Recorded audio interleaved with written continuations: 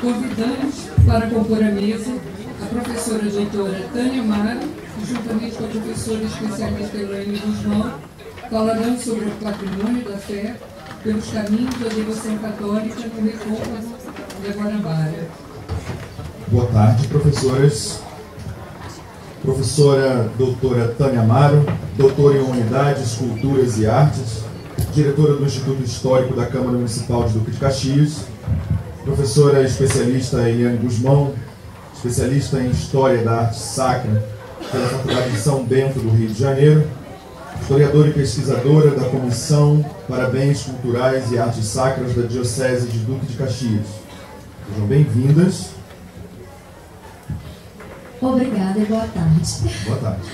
Falo por nós duas inicialmente, agradeço o convite à comissão, à Arquidiocese do Rio de Janeiro, de estarmos aqui para apresentar um pouco da nossa história na Baixada Fluminense e da nossa diocese.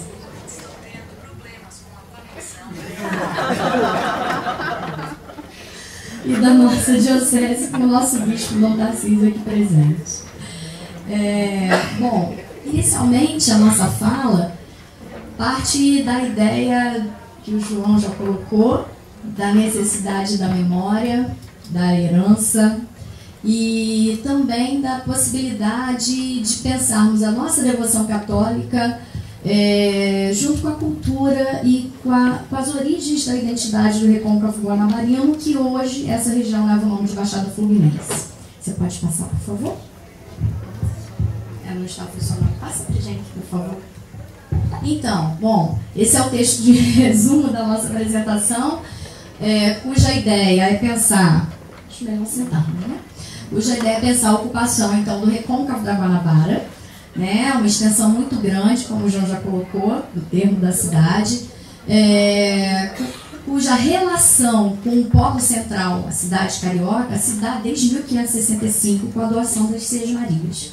A primeira doação de Sesmaria na Baixada Fluminense, hoje, né, chamada Baixada Fluminense, exatamente é de Cristóvão Monteiro, que vai dar origem à Fazenda do Iguaçu, posteriormente à Fazenda São Bento, ligada ao Mosteiro de São Bento, no Rio de Janeiro.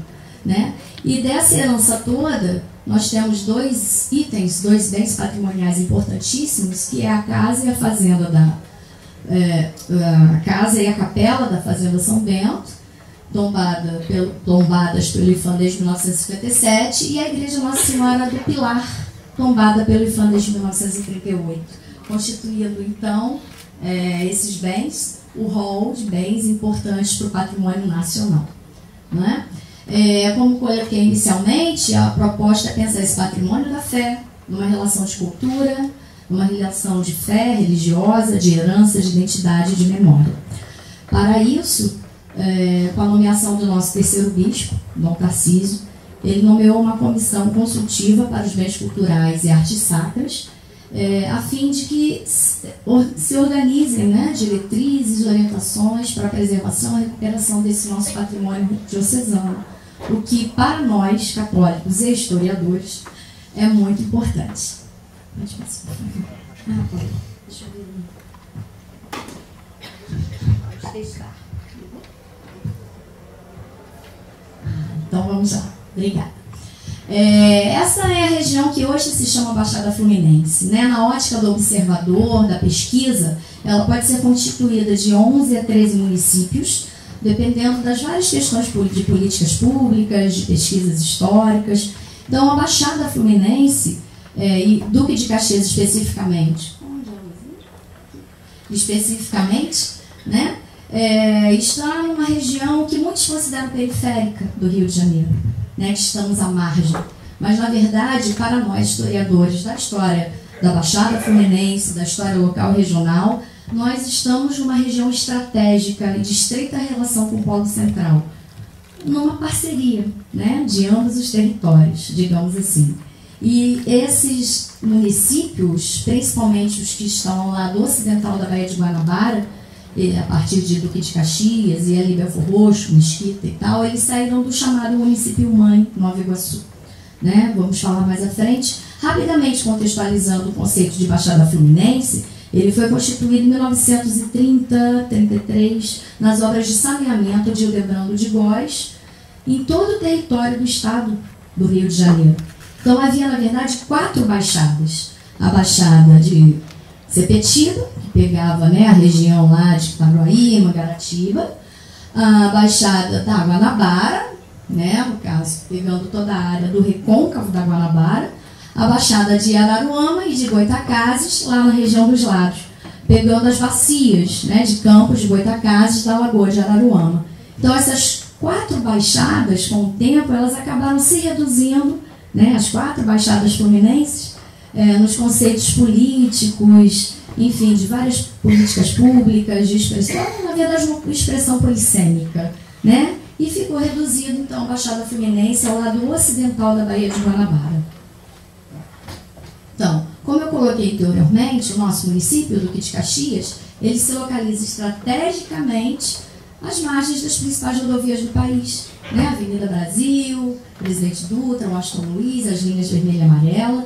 É um município que tem um território de 467 km², dividido em 4 distritos, onde quase 1 milhão de habitantes se agrupam. A nossa diocese, ela abrange especificamente Duque de Caxias e São João de Meriti, né? É bom lembrar que Nova Iguaçu, município-mãe, deu origem inicialmente a Duque de Caxias, que levou consigo São João.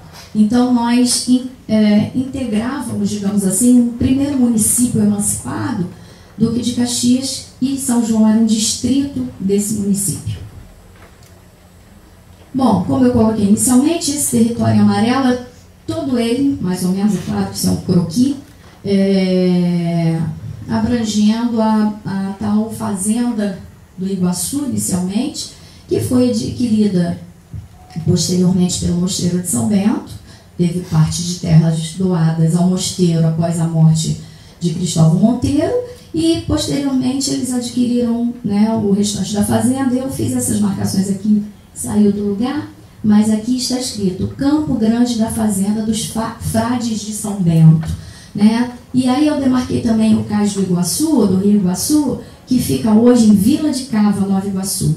Então isso significa, né, que as áreas entre o Rio Iguaçu e o Rio Sarapuí, numa extensão que iria hoje até o município de Nova Iguaçu, seria toda a região da fazenda dos monges beneditinos. Esse é o núcleo inicial de ocupação, né, que vai dar origem a Duque de Caxias. E aí, mais para frente, a Elaine vai falar melhor, nós temos a fazenda, ou a casarão, né, e a capela, remanescentes da fazenda, que foi muito importante numa época, produzia açúcar, farinha de mandioca, gêneros alimentícios em geral, telhas, tijolos, para abastecer o Rio de Janeiro, né? Então a nossa visão dessa relação estreita se dá a partir daí, né? Dessa sociabilidade, digamos, das trocas culturais, das trocas econômicas, tá? Por exemplo, nos anos 1930, a partir, né, da Era Vargas, a gente vai ter a instalação do Núcleo Colonial São Bento. Toda aquela área que se vê ali acima, né, essa é uma imagem do arquivo do Instituto Histórico e Geográfico, né, do IHGB. A gente tem a possibilidade de ver a fazenda e lá atrás a Baía de Guanabara, né? Então, para pensar essa relação. Aqui também, se no século XVI e XVII a gente tinha a questão do abastecimento, da produção, dessas trocas comerciais e tal, no século XVIII a nossa região ela vai abranger os caminhos do ouro, né? A ligação do interior com o litoral, com a cidade do Rio de Janeiro, através da Baía de Guanabara, entrando pelos rios, né, que desaguam na Bahia. E aqui é possível ver a freguesia do Pilar, né? Hoje o bairro do Pilar, em Duque de Caxias, aonde foi aberto o primeiro caminho novo do ouro, naquele período, né, no finalzinho do século XVII, início do XVIII. E a partir desses caminhos, caminho do Pilar, caminho do Inhomirim, para cá, o caminho do Tinguá, e depois, no século XIX, a ferrovia, né, Antônio? A ferrovia do Barão de Mauá, a gente vai ter uma intensificação dessas relações entre a Baixada, entre o Recôncavo e a cidade. Eu não estou me entendendo isso aqui. Aqui o trajeto que nós temos, né, de ligação entre esses vários rios, a partir da Cais dos Mineiros, hoje a Praça 15, e as margens, então, do Caminho do Pilar, que na verdade é uma integração barco, né? De mulas a pé e barco, né? Nessa relação de descer do Planalto, pegar as serras, entrar nos rios, né?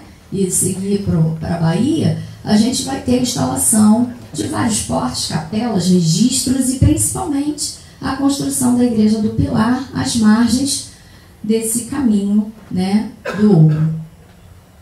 E aí já no século XIX, já estou finalizando a minha parte para dar, né, sequência no patrimônio da fé. No século XIX, as freguesias então da Baixada da Guanabara, atual Baixada Fluminense, se intensificam ainda mais. No século XIX, as freguesias, então, da Baixada da Guanabara, atual Baixada Fluminense, se intensificam ainda mais. E a gente vai ter essa relação de troca de alimentos, de madeira, de transporte da produção do café no Vale do Paraíba. E o nosso território também será a área de investimento do capital privado, com a instalação, né, de ferrovias, a primeira delas em 1854, inclusive 30 de abril é considerado por lei o Dia da Baixada Fluminense, né, onde a gente precisa pensar, rever nossas origens, nossa identidade, nossa memória, nossa autoestima de baixadense, não é? E essas ferrovias, elas vão dar um novo perfil à ocupação do solo. Por isso, né, vai ser a origem de bairros, de cidades ao redor das estações, que vão dar origem ao que a gente chama de Baixada hoje. Por isso, o Dia da Baixada, né, foi estipulado sendo o dia da inauguração da Estrada de Ferro do Barão de Mauá. Né? Isso é só para a gente pensar o impacto das ferrovias numa região que era Brejo, que é o centro de hoje do município de Duque de Caxias, antiga Meriti, né, que é a estação. E para a gente ter noção da expansão urbana, né, meio, claro, desordenada, em 1910, a região ao redor da estação de Meriti, hoje é o centro de Caxias, possuía cerca de 800 habitantes na área central. 20 anos depois, quase 30 mil habitantes, todos eles chegando através da ferrovia. Né? Então, para a gente pensar, deixar a Elaine falar um pouquinho, aí a questão das freguesias, que no caso, o nosso município, né, hoje ele é mais ou menos assim, mas abrangia 4 freguesias do período colonial, né, e imperial, até a proclamação da República. A gente vai ter a freguesia de Nossa Senhora do Pilar. A importância dessa freguesia se dá a partir do porto, do Rio Pilar, do caminho de Garcia Paz, né, a freguesia de Santo Antônio de Jacutinga, onde nessa localidade, né, se instalou, como eu coloquei, desde o início ali do século XVI, a Fazenda São Bento e a produção comercializada entre o Planalto e o Rio de Janeiro. A freguesia de São João Batista de Trairaponga, que é a parte de produção intensa mesmo, as estatísticas aqui do período entre 1769 e 1779, em 9 engenhos de açúcar e 2 engenhocas menores, a produção foi de 800 sacas de farinha, 140 sacas de feijão, 145 de milho e 390 de arroz. Para essa época, uma produção intensa. E a freguesia de Nossa Senhora da Piedade do Inhomirim, que hoje é Magé, né? Mas fez parte também dessa área abrangendo, nós temos lá hoje em Bariê, né, que faz parte do município de Caxias. Destacamos a abertura do Caminho Novo do Preança, o segundo Caminho Novo do Ouro, que se tornou, a gente pode dizer, a estrada real, oficial, né, por ser mais curto, mais rápido, menos perigoso. Né? Então, assim, mesmo com o esgotamento do ouro, mesmo com a instalação, pode-se dizer, da República, nós temos a região do que hoje é considerado Baixada Fluminense, nessa relação muito estreita e intrínseca com o Polo Central, que para a gente é muito importante, nos dá orgulho de fazer parte dessa história. Você quer que eu passe para isso? Boa tarde, né? Como já foi apresentado, eu sou Elaine, Eu vou ser mais rápida na apresentação para não gastar muito tempo. Mas, assim, todo esse contexto aqui, ele foi meu objeto de trabalho, de pesquisa, tanto da graduação, foi para pós e vai estar sendo a de mestrado, né, para começar tudo. Eu deixei nessa tela, apesar de ser a próxima mesmo indicativa, que eu quero que vocês prestem atenção na questão das freguesias. Cada freguesia dessa constitui um pedacinho do que é hoje o município de Duque de Caxias e São João, que é a nossa diocese de Duque de Caxias. Então, eu vou falar o que a gente tem de patrimônio nessas freguesias, tá? Então, são 4 freguesias, eu vou falar um pouquinho de cada patrimônio da fé que a gente tem nessas freguesias. Né? Então, a gente começa pela mais famosa, mas talvez até mais conhecida mesmo pelo grande público assim, que não conhece muito a Baixada Fluminense, que é a freguesia de Nossa Senhora do Pilar do Aguaçu, Morabaí e Aguaré. Né? Ela teve a sua elevação, a questão de freguesia, entre 1612 e 1629, e a importância dela traga vários fatores. Né? A proximidade com o porto, no porto se tinha um posto de guarda, e está praticamente no caminho mesmo, praticamente não, ele era o caminho do Garcia Paz. Aqui ao fundo é a igreja, mas todos receberam na bolsinha um catálogo, tá? Que a gente tentou ser um pouquinho mais sucinto, a gente está aqui sendo muito mais rápido, e aqui a gente, para vocês terem um pouquinho, levar vocês o que é nosso patrimônio, vocês podem levar na bolsa e depois ficar no coração com a gente. Então, a Igreja de Nossa Senhora do Pilar, a construção dela teve início em 1697 e foi finalizada aproximadamente em 1727. Né? Ela tem características arquitetônicas que é bem pouco presente na Baixada, que é o barroco, apesar de internamente ela ter um retábulo no rococó. Tá? Então, a arquitetura externa, ela, apesar dela ser matriz, né? Ela foi matriz da freguesia, ela tem um frontispício simples, uma torre ceneira somente, coroada com uma cúpula octagonal, o frontão triangular até um período, depois ela obteve recortes em volutas, uma porta em arco abatido, 2 janelas, um óculo central no frontão e nas laterais 2 portas e 2 janelas. O templo é constituído de um único corpo, internamente ele é composto por narthex, o coro, o presbitério, a sacristia e o altar-mor e a capela-mor, né? E na cobertura, a cobertura dela é em madeiras tirantes em formato de gamela.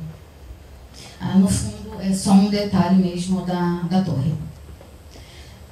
Aqui eu tenho a foto do altar-mor, tá? Uma foto do acervo do IFAM, né? O arquivo Noronha Santos, que agora é o arquivo central, porque não lembro o antigo nome, tá? Em que nós vemos os detalhes do altar-mor, que é a decoração. Nos retábulos laterais do lado direito, a gente tem o da Santana e São Miguel, e do lado esquerdo, Nossa Senhora da Conceição e Nossa Senhora do Rosário. Tanto o altar-mor quanto os retábulos, todos trabalhados em talhas, policromada, dourada, e nos estilos barroco joanino. Só Nossa Senhora da Conceição que tem características do rococó. Aqui eu coloco os detalhes. Essas fotos todas são da década de 40, quando houve um inventário realizado do IFAM na Igreja do Pilar. Tá? O retábulo de Santana e o retábulo de São Miguel. O retábulo de Nossa Senhora da Conceição e o retábulo de Nossa Senhora do Rosário. Todos eles são diferentes. Até os que são no barroco, eles têm características, cores diferentes entre si. Eles não têm uma padronização. Né? E a gente tem que falar também um pouco desse silenciamento. Né? Eu gosto de dizer o silenciamento do barroco na Igreja do Pilar. Né? Ele teve um período em que, entre as décadas de 50 até início dos anos 2000, uma série de furtos. E mais fortemente na década de 70, né? Segundo os boletins, os ofícios. Então, foi algumas peças, e aí em volta, peças que foram recuperadas entre 2000 e 2012, Essas aqui foram obras que estavam num depósito, que foram entregues para a Diocese, né? São talhas, todas do retábulo de São Miguel, o penacho e a asa da imagem de São Miguel. Os anjinhos querubins que foram devolvidos espontaneamente pela colecionadora. Esse daqui também é uma talha que também é do retábulo de São Miguel, e 2 anjinhos que também é do retábulo de São Miguel. Aí já em 2016 foi localizado e entregue também mais um querubim, e mais recentemente em 2018 foi encontrado num site de leilão essa talha que também é do retábulo de São Miguel. Aqui, sendo que, além de já aquelas que nós já reavemos, também tem peças que já foram identificadas, mas está em processos para reaver, para devolver os donos. Que são, sempre estou fazendo confusão, não sei. O rei Davi e Betsabá, que eles faziam partes integralmente, tá? Bens integrados do altar-mor. E os dois foi localizado no catálogo de obras atribuídas a Aleijadinho. Os dois estavam colecionadores. Então agora eu vou falar um pouquinho das capelas filiais daquela freguesia que é da Nossa Senhora do Pilar, tá? Nessas capelas filiais nós temos a Nossa Senhora das Neves, que hoje não existe mais, que ela foi a primeira matriz da freguesia de Nossa Senhora do Pilar, vamos dizer assim, tá? Antes de ter Orizal, porque ela já existia antes da freguesia. Santa Rita da Posse e Nossa Senhora do Rosário. Nas ruínas hoje, a capela de Santa Rita da Posse, ela está em ruínas, tá? Ela fazia parte do engenho da Posse, mas antes da capela, originalmente na fazenda, existia um oratório, que em 1733 obteve autorização por meio de breve apostólico para funcionar nessa fazenda. E, posteriormente, o Francisco, o capitão-mor Francisco Gomes, ele conseguiu autorização também a partir de 1765 para a construção da capela, e teve início a construção dessa capela nesse ano. Tá? As imagens do padroeiro, assim, o que acontece com as ruínas. Como ela está em ruínas, a gente sempre teve a questão de querer imaginar como é, né? Como que ela era. Claro que assim, a fachada é impossível ter noção, porque não existem documentos que falem como ela era de fato. Mas a partir de pesquisas arqueológicas e com a ajuda da nossa arquiteta Juscelina Berdonati, foi possível, aqui foi feito uma planta baixa a partir das pequenas partes e alicerces e partes de paredes que ainda consistem. Então, a partir disso e poucos documentos, é possível saber, né, que existia a forma que ela era, né? Tinha a sacristia, a capela-mor, a nave e uma torre, tá? E que se ainda tem por documentos, existiam internamente as 2 imagens de Santa Rita de Cássia e Santo Antônio. A imagem de Santo Antônio do século XVII e a imagem de Santa Rita do século XVIII. Essas aqui são imagens das ruínas. Falando um pouco da Igreja de Nossa Senhora do Rosário, mas lembrando que aqui é só território e que a igreja ela foi construída com partes de pedras da igreja original, tá? Porque na fazenda, que em 1730, que foi a capela mesmo, né, de Nossa Senhora do Rosário, mas a questão da fé local ainda consistir e quererem permanecer com essa devoção, permaneceu, construíram uma nova capela próxima ao local, porque é o próximo rio Saracuruna, com pedras da antiga capela. Tá? É uma igreja bem simples, que é de 1952, mas toda a questão da devoção local se permanecer é bem importante.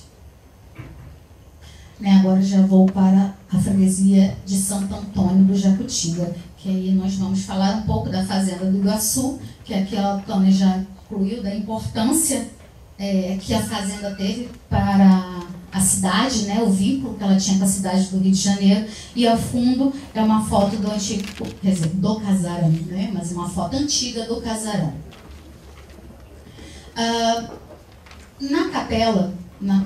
Na fazenda existia a capela, que anteriormente era de devoção a Santa Nossa Senhora da Purificação, né? Então, e os monges beneditinos dedicaram primeiramente a devoção à Nossa Senhora da Purificação, que provavelmente, segundo São Clemente Nigro, né, Dom Clemente Nigro, santificando ele, a obra ser do abade Frei Mauro dos Chagas. Tá? Já no século XVIII, quando as terras passaram para as mãos da Irmandade Nossa Senhora do Rosário, o oráculo foi modificado. Mas se permaneceu a imagem de Nossa Senhora da Purificação até a contratação e a compra, né, o pedido de uma nova imagem, que é atribuída, segundo os documentos, a Simão Cunha, que é onde se diz, né, que essa obra, que é essa daqui, a imagem de Nossa Senhora do Rosário, que tem essa atribuição do século XVIII. Então, ao fundo, né, mas vocês podem depois ver mais detalhadamente, essa foto é uma foto da Biblioteca Nacional de 1912, na realização de uma missa, em que dá para ver ao fundo a imagem de Nossa Senhora do Rosário. Aqui, bem discretamente, dá para ver a imagem de São Bento e a imagem de Santa Escolástica, tá? Aqui do lado direito ficava o retábulo de Santa Escolástica, não, desculpa, que ficava de Santa Gertrude, e do lado esquerdo, Santana Mestra. Atualmente, o casarão e a capela eles estão passando por restauração. Então, aqui a empresa contratada ela tem até um prazo de 12 meses, que é um presente muito grande para a nossa diocese, que é um patrimônio que tem muita importância para a nossa história, para a história do Rio de Janeiro, né? Então, se finalizando os 12 meses, no final do ano, a gente tem outras fotos para poder estar colocando nos próximos seminários. Na freguesia de São João Batista do Traraiponga, né, nós temos a igreja de Santa Terezinha, mas essa devoção é atual, tá? Na antiga capela, a devoção era de São João Batista do Traraiponga, né? Mas essa capela, originalmente, ela tá até fisicamente, né, arquitetonicamente, ela tem os mesmos traços, tá? Mas ela foi abandonada um tempo quando deixou de ser a sede de matriz nesse local e passou para a sede que hoje é São João de Meriti, onde se encontra a matriz de São João Batista, na cidade de São João de Meriti. Então, mas graças a Dom Guilherme Miller, o então bispo de Barra do Piraí, ele, em 1926, ele reformou o local, né, e criou-se uma nova devoção e deu esse local para a Irmandade de Santa Teresia ter a custódia, né, poder estar tomando conta do lugar. Nós aqui aí temos, lá deu para ver, né, um pouquinho da história, e aqui a gente tem a fachada atual, internamente, que é totalmente modificada, tá? E da igreja primitiva, nós temos ausências de duas imagens, tá? De Santo Antônio, que é a devoção nossa, né, de Caxias, mas é uma imagem que está desaparecida, e a de São Miguel Arcanjo. A de São Miguel Arcanjo conseguiu até em 2010 ser encontrada no leilão, mas como ela tinha... não é o critério que se é usado hoje, ele acabou sendo sumido antes de tomar o paradeiro. As buscas continuam. Agora vamos falar um pouquinho da igreja que veio após, né, que se tornou a matriz de São João Batista do Traraiponga. Tá? Ao fundo a gente vê uma imagem dela, dos seus primórdios, né?